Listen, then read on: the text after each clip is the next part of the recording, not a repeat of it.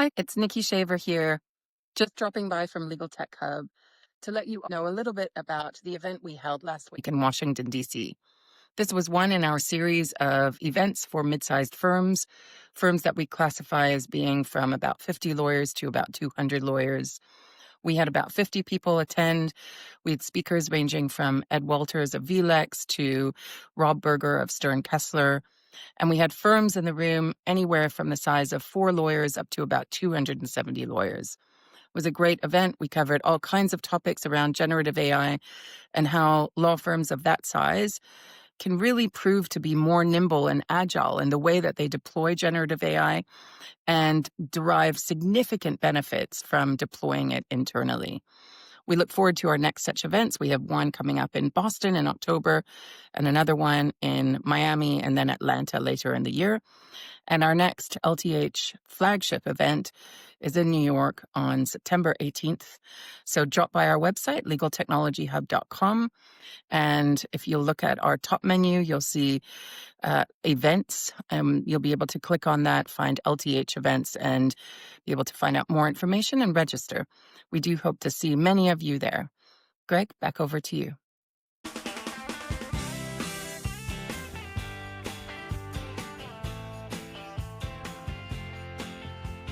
Welcome to The Geek in Review, the podcast focused on innovative and creative ideas in the legal industry. I'm Marlene Gabauer. And I'm Greg Lambert. And this week we are joined by our friend Patrick DiDomenico and Kevin Klein to talk about Kevin is also a friend. Yeah, Kevin's a friend too, sure. Thank you. Our enemy, our arch nemesis.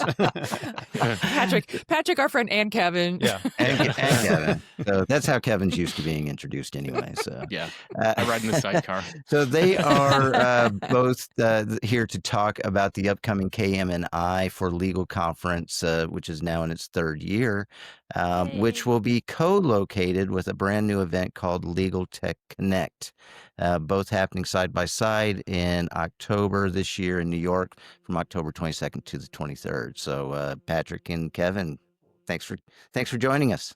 Thanks for having us. Thank you. Thanks for having us. Good to be here. So, Patrick, you've been building KM&I for a few years, and the first 2 years were single track. But this year, you've expanded to multiple rooms and as Greg said, partnered with Legal Tech Connect. So what drove this change, and what do you hope attendees will take away? Yeah. We're super excited about that. KM&I has been doing well, I think, for the last few years. It's a bit of a complicated answer because there's so much to it, especially involving Kevin. We have two questions on it. Right? Yeah, good. Well, because I've known Kevin for 20 years now, and as probably just about everybody watching here knows, he was the lead and basically the creator of the ARC KM conference, which since 2005 was the KM conference. And then when he left there, it kind of, didn't do so well and faded away and gave us an opportunity to do KM&I. And again, we sort of built that up. And I finally twisted Kevin's arm hard enough to join me at KM&I. And I know he's still sore. He'll admit it. I'll be okay. Yeah, I'll be all right. So I couldn't be happier about that because there's no one better to help produce this type of content. If you're in this industry, you know Kevin. And even if you don't know Kevin, you know his work because he's always kind of behind the scenes and quiet about things.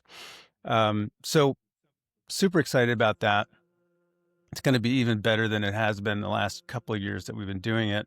And then that Legal Tech Connect aspect of it is, I had this idea of sort of expanding the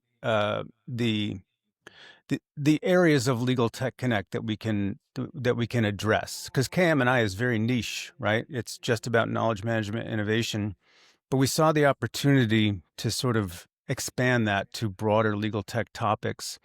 And when we found the venue that we have, and I'm sure we'll talk about the venue a little bit, we realized it's so big and has such great rooms, we could kind of do more content this year. And if we come up with some really interesting content, we could do this it's technically 2 different conferences, but it's almost like, as you suggested, like a dual track type of thing. So 2 sets of content going on at the same time. All of the networking is together, which is great because it'll bring these 2 similar crowds together for great networking. So it was really, in some ways, opportunistic. And because of Kevin and my partnership, the timing of that, everything just came together. It's kind of like an alignment of all the stars and planets that made it come together like this. And a huge undertaking, but Kevin and I started really working on this in earnest in May or June, and it's going great, and we're super excited about it. It's starting to really, really come together, so we're excited. Yeah. And Kevin, I'll ask you, first of all, what are you kind of hoping that the attendees take away from this, and then kind of explain the 2 tracks Sure.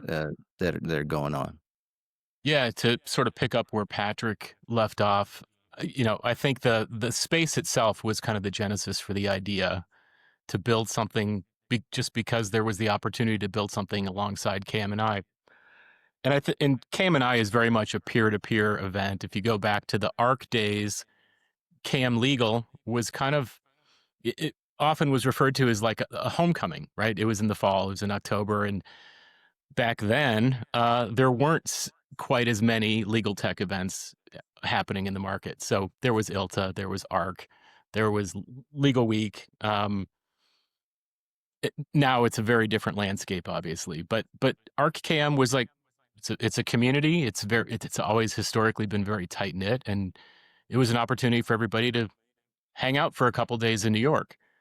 So I think, as a peer-to-peer conference, I think that's intact, right? It's still very peer-to-peer. It's about what folks within law firms are doing, how they're addressing challenges and opportunities. I think Legal Tech Connect is kind of the inverse in that it's very product-focused. We're going to be shining a light on a lot of startups, companies that a lot of folks probably haven't heard of, some that are more established, but they're kind of mirror images of one another, or kind of the inverse, where Legal Tech Connect is very product focused. We'll hear from the founders of these companies, their origin stories. And it's also, the aperture is broadened. It's kind of broadly market focused, things that are happening around, UPL and ABS and competitive implications of the regulatory environment, and things that I think a lot of folks within the KM&I community would be acutely interested in, but these are topics and themes that wouldn't necessarily land on a KM&I agenda. So I think they're highly complementary. We can talk about the mechanics of how this is all going to work, but we certainly built it with the idea in mind that this would appeal to everybody. And there is a crossover ticket, right? So you can sign up for one, and for a couple extra $100, you can get this crossover ticket where you can basically go ride all the rides at Disneyland. You go wherever you want. Do you also have an express pass? I was going to say, do you have great the little idea. band? Yeah, It's like go right to the front of the line. Yeah. Yeah, so I think all in all, I think what the venue holds 325 people-ish, Patrick, if that's right. Yeah, that's right. So we're hoping to put a really compelling couple of days together, and really excited about it. Excellent. Just curious, the attendees. I know normally with KM&I, you get a lot of tech leaders, a lot of KM folks that show up here. Who are you also hoping to draw in as an attendee that may not have wanted to do the KM&I? Well, I think an important cohort, if you will, is the investment community, which again, seeing a tip of the hat to TLTF and what they've built, right? Right. Focusing on that component of the ecosystem has become really important and fascinating, right? I mean, this influx of capital is accelerating, arguably, adoption of AI tools and tech. And I think that's certainly, one cohort to focus on that historically we haven't had an investment contingent attending, the events we've done historically. And then really, that focus on the founder's journey and the origin stories of these products and what they're solving for. And a lot of them are very, point solution oriented. They're doing one thing extremely well, right? I think we're going to dig very deep into what, under the broader umbrella of innovation, how they're conceiving of these products, how they work, and how they work in practice. So it will be broadening the landscape relative to who's in the room, no doubt. So I want to talk a little bit about the location. Patrick, you kind of mentioned that a little bit earlier, and I guess the question is two-part. Part of it is location, then part of it is the value prop. So why co-location? And tell us a little bit about how that works in the location you decided. Also, as Kevin mentioned, this is sort of a new idea, sort of bringing in the investment angle, I guess, and the build angle to the conference. So, when people are trying to choose their conferences and getting their firms to cover those costs, sort of what's the value prop in your mind? Yeah, great questions. The location. Sorry, there's two. Yeah, that's okay. I'll try to keep them straight. Yeah, the location. I'll tell you. So we had a great location last year. It was right in Midtown. It's called Convene. Really fantastic space. And we were looking around for other great spaces because every year so far we've grown. We went from, I think, 185 the first year to 230 the second year last year. And we kind of outgrew that space. I don't think it felt cramped or anything, but we knew if we were going to get any bigger, we needed a bigger space. So we went, looking around. And this fantastic space by this company called Ease Hospitality. It's on 3rd Avenue at 40th Street, right near Grand Central Station, so centrally located. Mm-hmm. And when we saw it, we were just like in awe. It's beautiful. The space is massive. The rooms are great. There's all this actual live plants in the place. It's like the nicest airport lounge you've ever been to. It's just super comfortable and you just want to hang out there all day. I visited it 3 times and I just tried to make excuses to come back and visit again.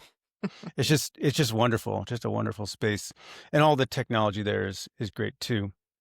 So everyone's going to have Wi-Fi. They can plug in their laptops. Yeah, exactly right. Exactly right. Yeah. And actually, come to speak of that, one of the things we learned last year was a lot of people sometimes they want to be in the main room, right, to see the stuff. But a lot of times, you got to take a call, you got to do some emails. So one of the rooms that we have is an overflow room. So it'll have great tables and we'll be broadcasting what's in the main room into the overflow room.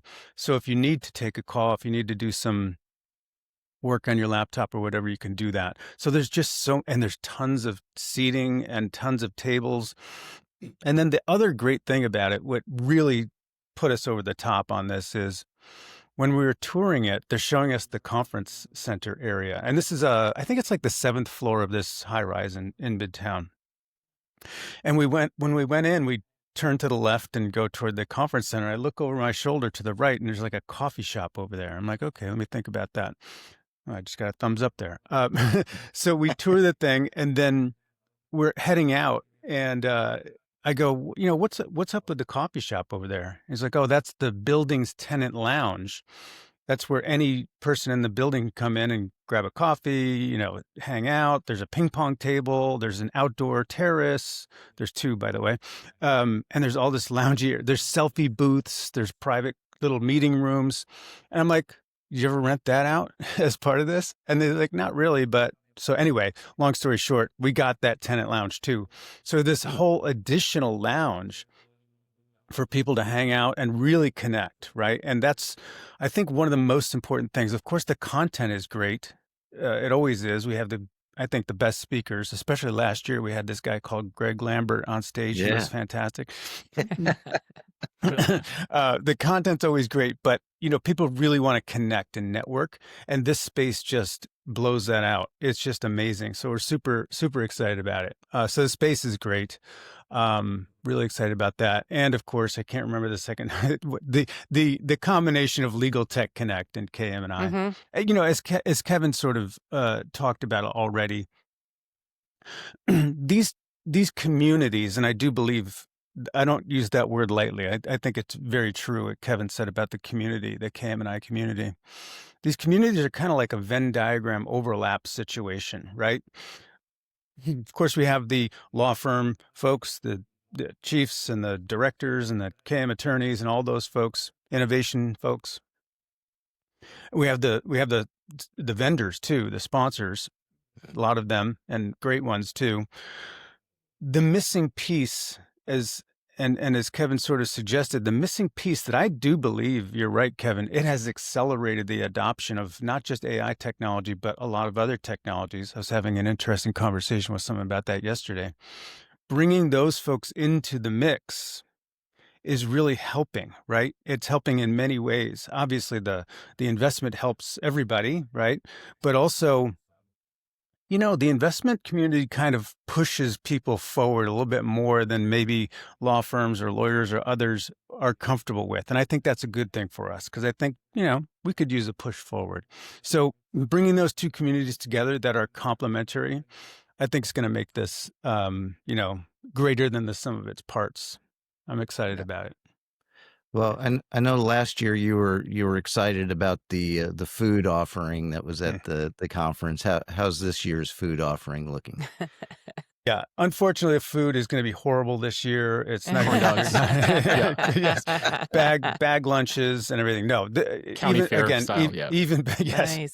I would like corn some, dogs and cotton Fried turkey everything. candy. Yeah. No, it's again a very similar situation. Just really high level food. The menu looks amazing, so I'm excited about it too. Yeah. Well, we mentioned earlier that KM&I is on its third year, and so you've kind of got your legs underneath you now. So what is it that you've looked at from the past two conferences that you go, wow, this really works. We want to make sure that we keep this, and then, but at the same time, we want to make sure that we're bringing in some new things or some interesting or try some interesting things out. So how are you looking to evolve the conference experience itself? Yeah, great question.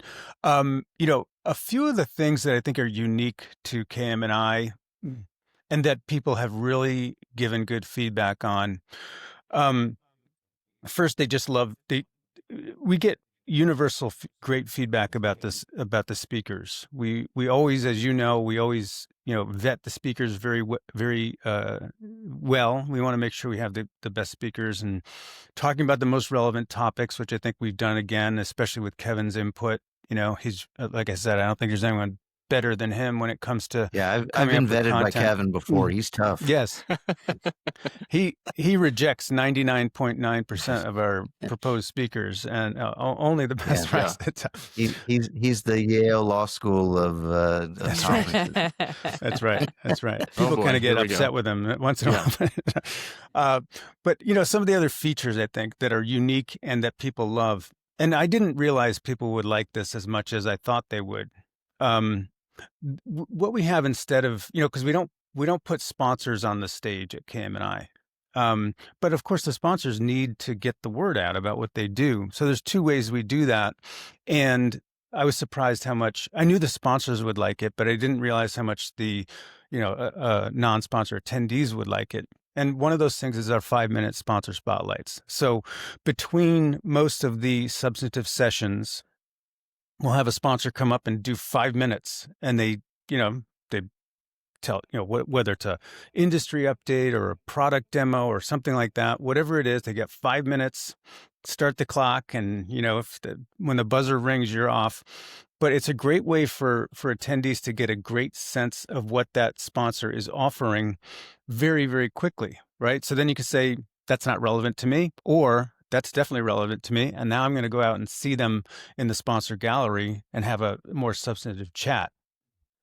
The second thing along those lines is the sponsors can have demo rooms. So these other rooms that we have in the event space during our coffee breaks, which are morning and afternoon coffee breaks. And by the way, they're not just like 10-minute coffee breaks. These are 35 to 40-minute coffee breaks because people want to network and see their friends and everything. And 1 hour for lunch.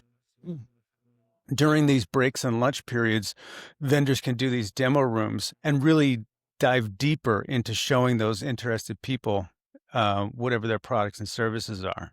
So I knew it would be very popular among the sponsors, but the non-sponsor attendees have told us this is amazing because it allows us to get a really good sense of what these sponsors are all about in a very short period of time. And then we can do our other stuff at the conference, see our friends and absorb the content, et cetera. So those are just a couple of things that I think are really compelling and unique to our event. So Patrick, I'm going to ask you to add some color to this just because I'm new to the scene. But the breakouts, I think that's something that you've had in play, I believe, both years. I was there last year.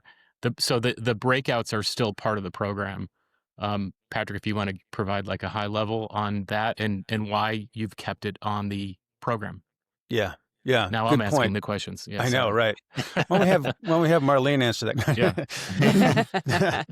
Yeah. No, the breakouts are great, and they're also super, super popular. So, in previous years, we've just had that one track, but the breakouts were sort of an attempt to give certain affinity groups, I suppose, their own special content, right? Because you've got we've come up with 4 main groups that are, I think, cover just about everybody in the KM&I world, at least the ones that attend this conference. You've got the leaders, right? And the C-suite roundtable is that breakout. So this is exclusive to chiefs, or if your title happens not to be a chief, but you're the head of KM or innovation at your organization, you can go to the C-suite roundtable. And that, by the way, is the only session that is exclusive to one group. And, you kind of want a closed door thing where they can speak frankly about stuff without concern of, too much eavesdropping. Little Chatham House rules going on. Yeah, exactly right. Yeah. So then we have sort of the opposite of that would be KM 101. This is for the newbies. And we always have about, 25 to 30% new folks at the event. And you don't have to be brand new. It's usually from 0 to 3 years is the folks that go into that room. And this is, as it sounds, it's the sort of the basics of KM&I, crash course, if you will. For those who are new or maybe just, starting, a couple of years in, it's a great way to get the sort of big picture for those folks. The next group is KM attorneys or PSLs, whatever they call them. These are the, practicing or former practicing attorneys that really concentrate on the substantive content, right? Doing various things to get those who really focus on the content, bringing together the clause banks and templates and forms and other KM content, that type of thing. And of course, there's other things that those folks do, but that's the third group. And then the fourth group is sort of everyone else. It's the directors, managers, the middle management, if you will. And actually this was a change from the first year, because the first year we didn't have that group. And it was actually Rachel Shields Williams who said, there's a gap here. And we need a group for the, as she called it, the middle. And I think that's what we called it last year. And she was the facilitator for that group. So I think we have everyone sort of covered with those 4 groups, and it really has been a hit. So thanks for reminding me of that, Kevin. There's so much good stuff that's hard to remember. There was one other point I wanted to highlight there. We were talking about the fact that providers don't typically take the stage aside from the 5-minute spotlight on the KM&I stage. I'd like to point out that the Legal Tech Connect event is, again, the inverse of that, where it's all about the product. It's all about what they're solving for. And again, if I can turn the questions back to Marlene and Greg to some degree, Patrick and I talk about this all the time. Historically, if we're looking at the last 20 years, right, go back through the ARC KM, days, it evolved over time to the extent that we put providers on stage as thought leaders. I think in the last couple of years, particularly since the Gen AI thing hit a couple of years ago, my perception is that audiences want to hear from the providers about what's driving the development and the application of these tools. And however, I think it's unique if you look across the landscape relative to legal tech events. Providers are on stage everywhere at all these events. So the KM&I event is kind of in a unique position now as a true peer-to-peer event, where it is firms speaking to and about their own projects. I just wondered, Greg and Marlene, do you guys have thoughts and opinions on that? And putting yourself in the shoes of an attendee, how do you react to that? We'll send you our consultant fee after this as well. Yeah, please. I think, over the past couple of years, if I want to see a Jeff Pfeiffer or a Mike Dane get up and kind of talk big overall strategy of what a company's doing, I would find that extremely interesting, just to kind of get a chance to hear from the leadership of these corporations, or maybe even startups, on here's what we are facing in trying to implement AI into a company that's 160 years old, right. and trying to do that and adopt, because a lot of times some of the same hurdles that they run into in trying to implement it into a product are some of the same hurdles that we run into in trying to implement it into a process. And so I think there, if you can stand back and see the parallels, there's some value there. I think most of us are, why we don't usually have vendors up there talking is because we don't want to be sold to. Yep. We're paying to attend a conference, and why am I paying to attend a conference and then also, listening to someone who's trying to take more money from, a pitch? And so, I think there's a balance to be struck there. And quite frankly, I think most of the vendors understand that balance. So at least the ones that would get up and talk about it. Marlene, what's your thoughts? Yeah, so I think, and I will quote, I'm going to get her name wrong. Alona. Yeah. Last name, help me. Logvinova. Yeah. Logvinova. Sorry, Alona. I hope I said her name right correctly. Hopefully we got it right. Yeah. One thing I heard her say one time is it's a three-legged stool. So, you have the developers, you have the investors, and you have the buyers. And that really struck me, because I think now more than ever, having the ability of all of those groups to kind of come together and have conversations, you're already seeing is making an impact. You're seeing some of these partnerships that are happening and exploring. You get a better sense of, Greg was talking about large companies. Let's talk about, the small companies. Point solutions, yes. What are they trying to solve? But are they flexible enough to move in different directions? If they get feedback from buyers or investors that, we think that this is a good way to go. And these types of events, I think, help those conversations come along and benefit all of us. Yeah, Marlene, I think you just described Legal Tech Connect, right? Is that three-legged stool? Boom. Yeah. Boom. Exactly. I'll send my marketing fee. There you go. Marketing fee and consultation this fee. Is getting costly, Patrick. Very costly to be on this website, on this podcast. This is going to be good for us, but maybe not. By the way, I couldn't agree more, by the way. And to both of your points, I would say 95% of the time, the sponsors and vendors, they adopt that concept of the community that we were talking about earlier, right?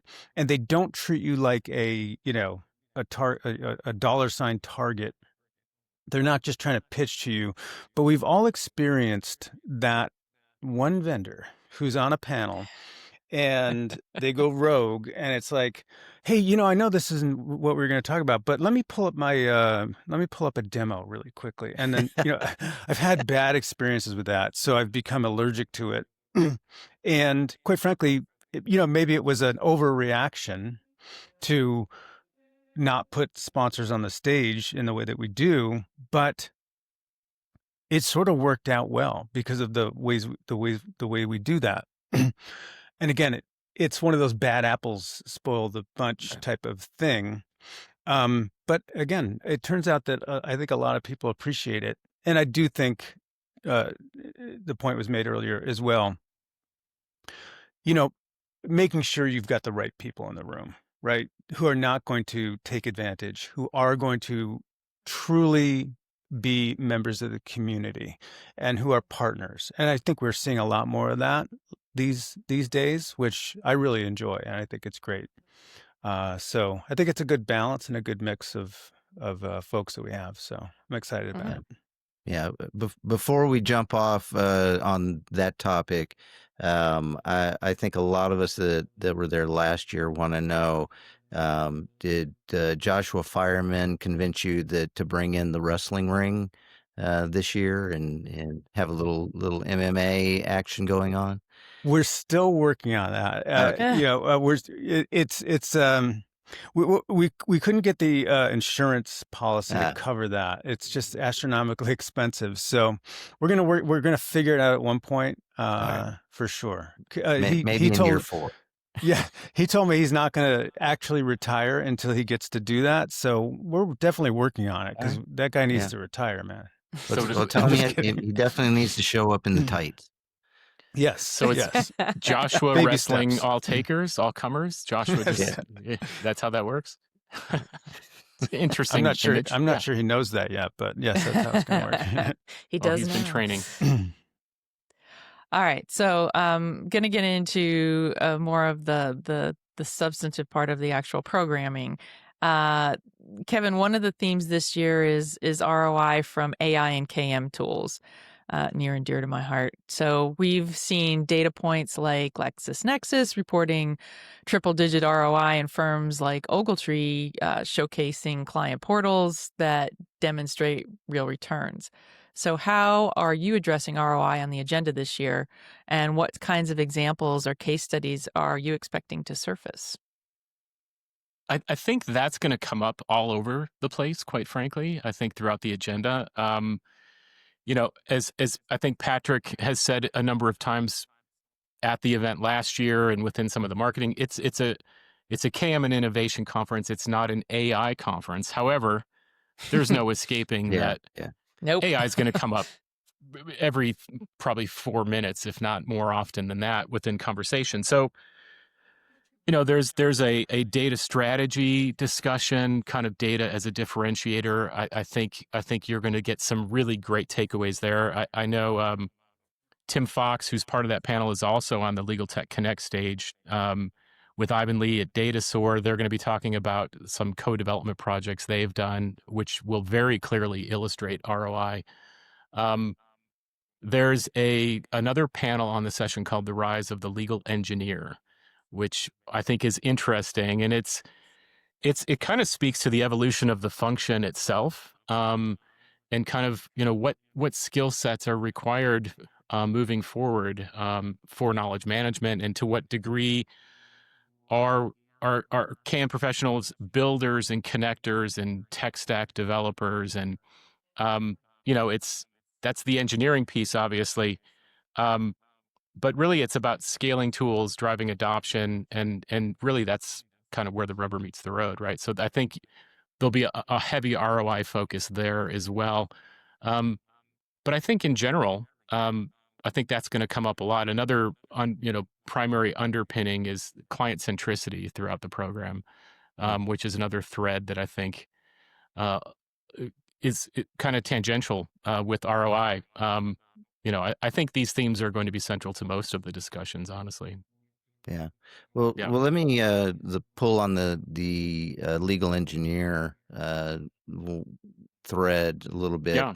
Um, I've been trying to think about this because this is, you're seeing these kind of engineers, you're seeing, data specialists coming in, you're seeing some really unique and new roles coming into law firms.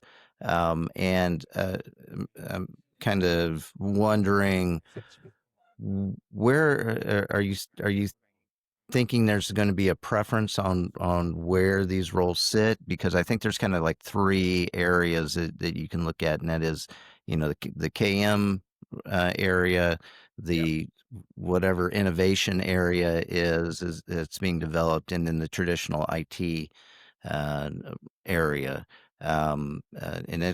Patrick or Kevin, either one of you can take this. Where do you see these new roles, like a legal engineer, really fitting best into a firm structure?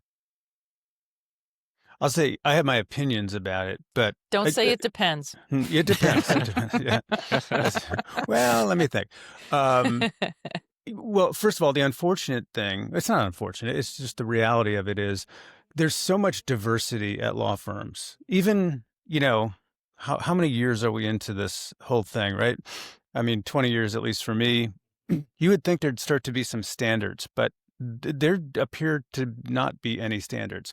New titles are popping up all over the place, new departments. I mean, the legal engineer concept is pretty new, but just, 8 to 10 years ago, nobody had innovation titles, so I think, unfortunately, in some ways, a lot of these are just words. They're buzzwords. That's the unfortunate side. The good side is some firms are actually taking it very seriously, and they're being thoughtful and strategic about what these new roles and titles actually mean. They're not just engaging in innovation theater and just doing this for marketing purposes. So I'll get off that soapbox. I think personally, the best place for these new roles is a dedicated innovation group. Now, a lot of times that can and sometimes should be combined with a knowledge management group. Sometimes it can be separate, sometimes it can be combined. Last year we had a really interesting panel on that very topic, right? What's your your organizational structure? And it does, I'm sorry, Marlene, it does depend, because sometimes you have people in place already, right? And that works. But if you are in the situation where you can sort of start fresh, which you never are really, right? Then you might want to be more thoughtful about how that works. And I think if you were able to start fresh, I think an innovation group is where these sort of legal engineer roles should be. It's up for debate for sure. There's more than one way to, I guess I shouldn't say that one. I'll say there's many paths to the top of the mountain. There right? you go. Yeah. Well done. I think it maps to a firm's capability, though. I mean, every firm holds a slightly different collective skill set in these areas, right? If you've got developers, you can build that out. A lot of firms, John Scordato, great example, if I'm going to throw a name, there aren't a lot of him out there. But I think firms are great example of a legal engineer. And by the way, he's on the panel with Joe. And I think, convenient. yeah, when Joe, I think, and Alona as well, to bring her. That's name right. up again. And yeah, some other and great Dan folks too. Szabo, if we're gonna round things Joe out. Green from Gunderson. It's a great panel. That's gonna be a good one. We've got all the right people to talk about this, but I think like I said, these titles that I think logically would map to the firm's capability, and hopefully it doesn't. It's not a hollow gesture, and I think some of it may be aspirational, but that's what that's what differentiates firms in a lot of ways. Is even KM departments from one firm to the next, different group of collective capability. You see data strategy being another one. You see folks that have chief data strategist, or these things in their title, and a lot of them did come from KM if they came from within a law firm as opposed to being plucked out of an adjacent vertical. But I think it'll be interesting as firms become more tech forward in the coming years to see how tech impacts sort of the traditional KM function. And I think we're already beginning to see that. Patrick, the opening keynote this year is from Professor Michelle DeStefano on enhancing client centricity, and we mentioned client centricity a little bit earlier. Why was that the chosen leadoff message, and how do you see KM innovation professionals moving closer to direct client value in their work? Yeah. So I actually I've tried to get her to speak for a couple of years now, and she had a conflict last year. So I reached out to her very early this year and I said, hey, we'd love to have you. And it worked out. So she's fantastic. She's written 2 books on the topic of client centricity. One is specifically for law firms, and the second one is kind of an expansion of that for other professional, including law firms, but professional services. And by the way, everyone is going to get a free copy of her book. It's called Leader Upheaval, A Guide to Client Centricity, Culture Creation, and Collaboration. So I'm excited to give everybody a copy of that book. And it's kind of a no-brainer, really, right? When you think about it, law firms exist to help their clients. That is what they do. And increasingly, clients are getting pickier and pickier, and they're demanding more and more. And this has happened over, since the beginning of time, right? We all, some of us have experienced it, and some have heard the stories of how law firms just used to sort of say, well, here's the bill for this month. It's $20,000 for services rendered, and no negotiation or anything like that. And that transitioned to, I want to know exactly what you're doing, right? Give me an itemized bill. I want to be more involved. Now we have our own in-house legal department. We're going to manage your work very closely. It's going to be more of a collaboration between the client and the law firm. So that's increasing more and more. And, where we go in the future, especially with all the advanced technologies, some think that, the client is going to take more work back. That'll be interesting. I'm sure that topic's going to be discussed quite a bit at the conference. But what doesn't change is that law firms need to be client-centric, and because knowledge management and innovation professionals are there to help the firm accomplish the firm's goals, right? And I think sometimes we forget about that. We think about what we want to do, what's cool to us, what we want to do, but really what we want to do as KM&I professionals should be to help the firm do what the firm is trying to do, which is serve those clients, right? We all need to be client-centric, right? Right down to the last person at the firm. So her focus is just exactly that. She's done hundreds of interviews with all types of clients and gotten to the heart of what they really want out of their law firms. And if we can learn, we as KM&I professionals can learn from her and what she's learned from clients, we can help our lawyers and help the firm do exactly that as well. So it's kind of a direct line to what the firms need to do strategically and client focused wise, et cetera. So I think, this is something that is really just central and indispensable to what we as KM&I professionals need to focus on. There's, just to add one tidbit to that, there's another panel. In fact, we're still building this panel called the AI conversation, quote unquote. And it's going to be a firm partner, a firm pricing director, a client, and an innovation/AI person. To Patrick's point, kind of having that conversation, how to be more collaborative and really how to address the AI elephant in the room with respect to what the clients are actually paying for, which is going to be probably a fairly touch and go type of discussion in the coming years, as, again, emerging tech sort of impedes on the business model broadly. So I think that'll be a really interesting conversation as well, that will very much be have client centricity running through it. Yeah. I have to say another thing, and one of the great things about this event being co-located with LTC, Legal Tech Connect, So Michelle is actually going to join another session after her keynote. She's going to be joining a panel with Evan Schenkman and Alona. Actually, again, her name. How many times does her name come up here? That's 3. Her Bring ears her are on. burning somewhere. Yeah, exactly. Yeah. So that panel is called How to Sell to Law Firms. So this is sort of the flip side of that, right? In many ways, right? This is how legal tech companies can understand what law firms are all about. She's going to be moderating that panel, and both Alona and Evan have excellent experience in working with vendors, understanding what they're offering, and partnering many times partnering with those vendors. So I think that's going to be a really interesting one as well. But again, it's the benefit of having these sort of overlapping professionals with overlapping interests and expertise. So it really kind of feeds off each other, and I think it's just a fantastic opportunity. So we're super grateful for all of them. Yeah.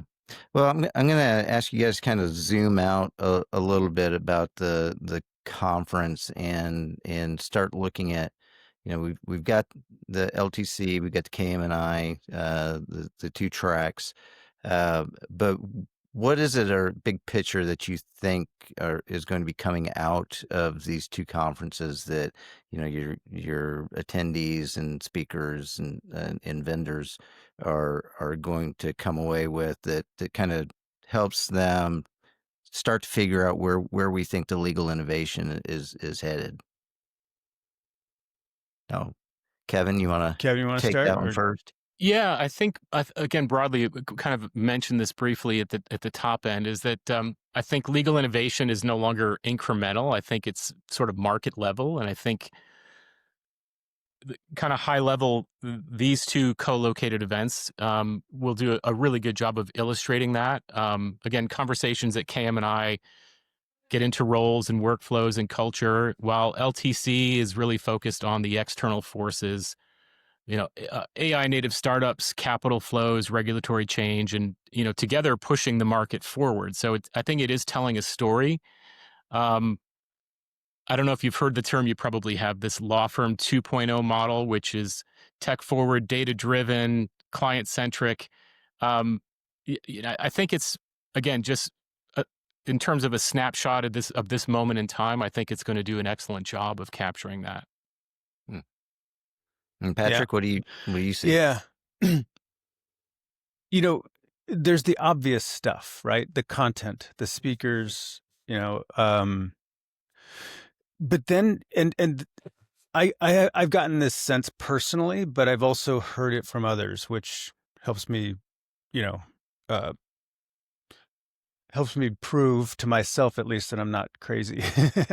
That's worth something. Yeah, or maybe these are just voices that I'm hearing. But the message I get a lot is, I wasn't sure about whether I should go to the event, to the conference.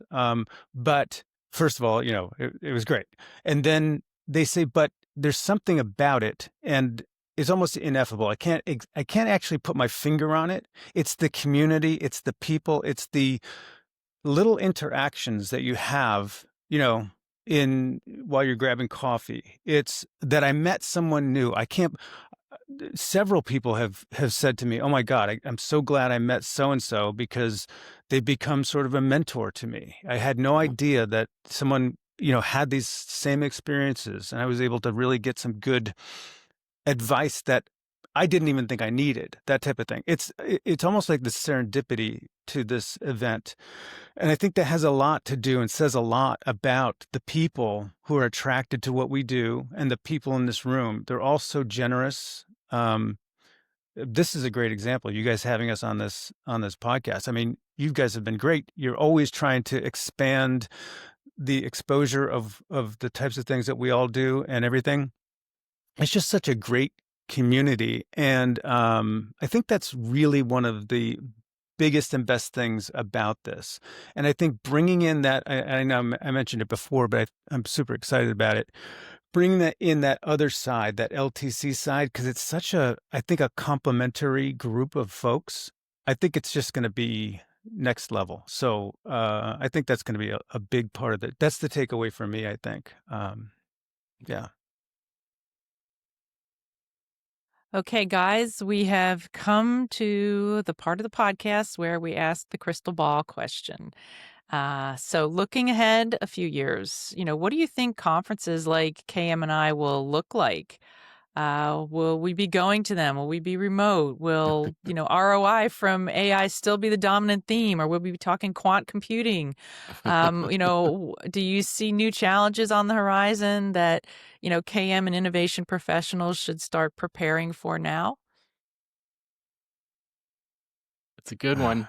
I hate the crystal ball question.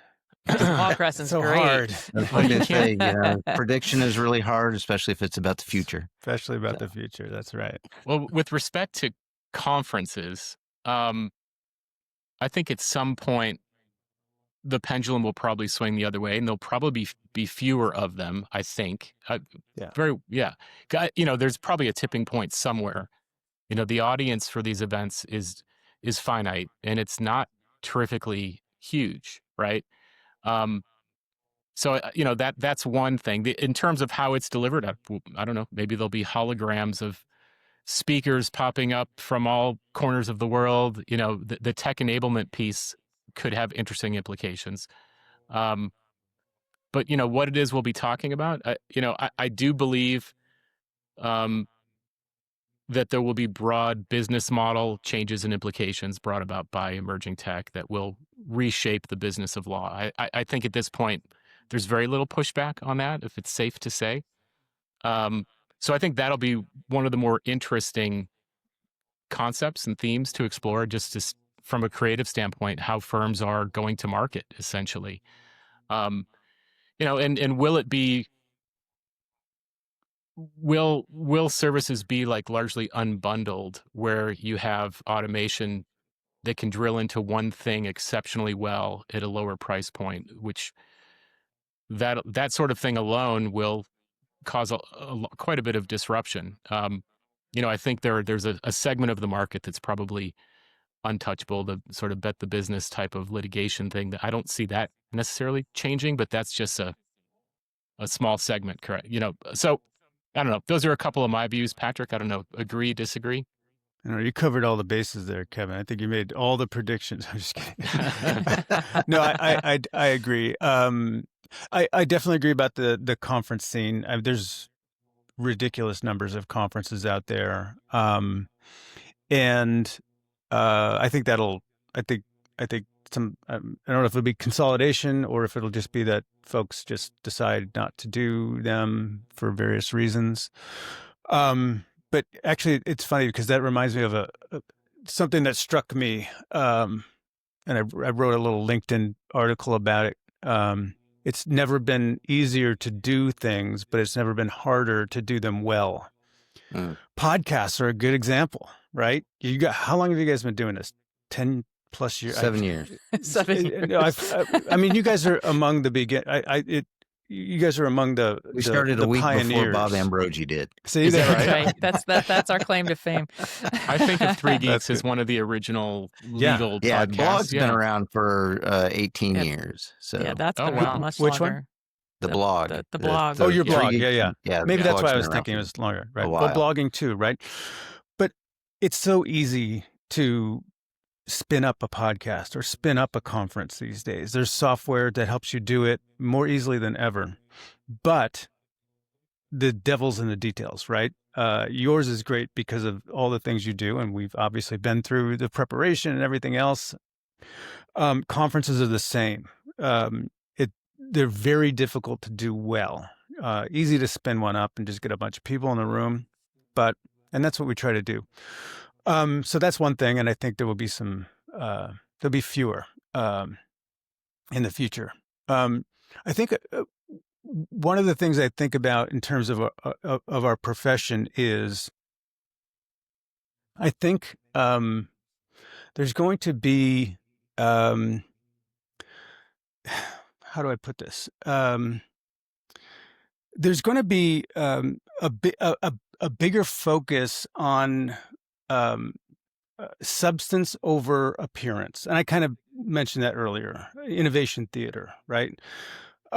People are getting more serious about actually doing things. I remember when I started out doing this 20 years ago, very few firms were doing KM. Nobody talked about innovation. And then some of the bigger firms started, putting people in these positions, but they were just to, put out a headline that, we do this too, but they weren't doing it substantively. Right. And quite frankly, some of the smaller firms, the scrappier firms, like some of them that I worked for, they felt that they had to do it to compete. And now I think even the larger firms are understanding that they have to do it to compete as well. And I think that's a good thing. And I think there's a lot of pressure from clients that's driving that, and just competition between and among those firms. So I think that's a good thing. And I'm excited about it because nothing is more irritating than just, what is the expression? Talking the talk, right? You're actually walking the Gotta talk, walk the actually walk. doing it, walk the walk. Yeah. Yeah, exactly right. So, and I think that's a good thing. And I hope that I see it happening, and I hope it continues to happen. Yeah. Well, guys, before we roll out, I wanted to ask you both to name like one, maybe two resources that are your go-to to kind of keep up with all the changes that are going on. So, Patrick, what are some things that Where do you learn? Where do you learn? Yeah, absolutely. Well, there's a lot of great. There are a number of good podcasts and blogs like your own, of course. Say that primarily. Another one that I is relatively new, although I learned yesterday, I think that he's up to like 80 episodes, is Ted Theodoropoulos' podcast. Very good, Legal Innovation Spotlight, I think it's called. He's been on. Yep. Yep. Yeah, he does a great job. LinkedIn, as much as it's a little bit annoying because I think it's gone through some changes, I get a lot of information from there. And then my latest tool, not surprisingly, are some of the chat GPTs and perplexities, and setting up like sort of Google alerts on steroids, if you will, right? So I'm finding that very helpful. It's hit and miss, but it surfaces enough that it's definitely worth doing. And Kevin, what's one or two things that you go to? Yeah. So this is a rather obvious answer, but it's the truth. I've been to hundreds of legal tech and otherwise legal practice management conferences.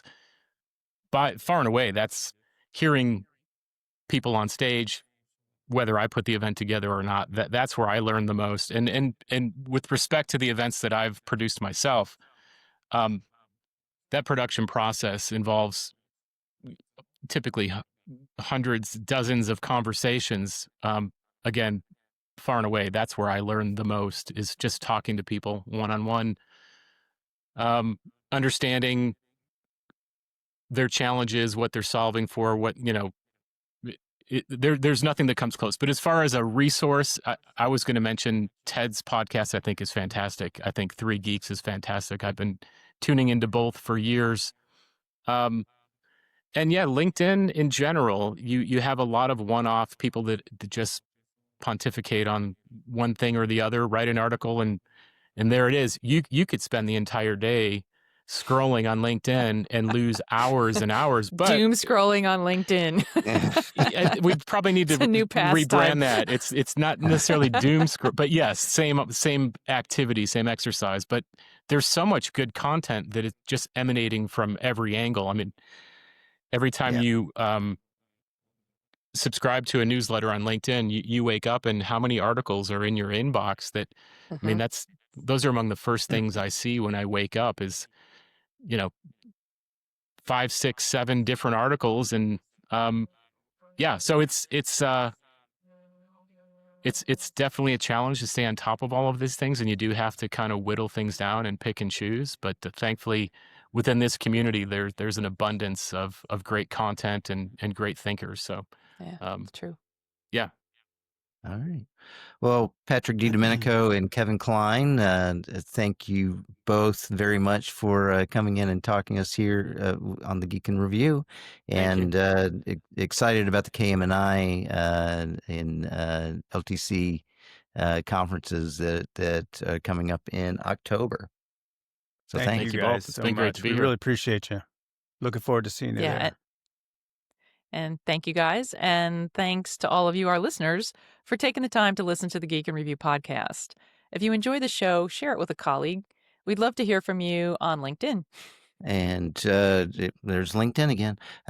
We'll make sure Lots that of we put LinkedIn.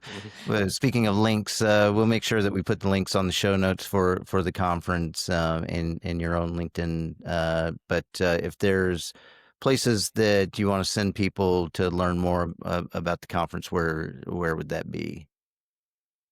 Yeah, the websites are KM&IforLegal.com and LegalTechConnect.com. So, yeah, please check it out, and hope to see you all there in the fall, in All right. October. Yeah. Absolutely. And as always, the music you hear is from Jerry David DeSica. Thank you very much, Jerry. All right, thanks everybody. Bye.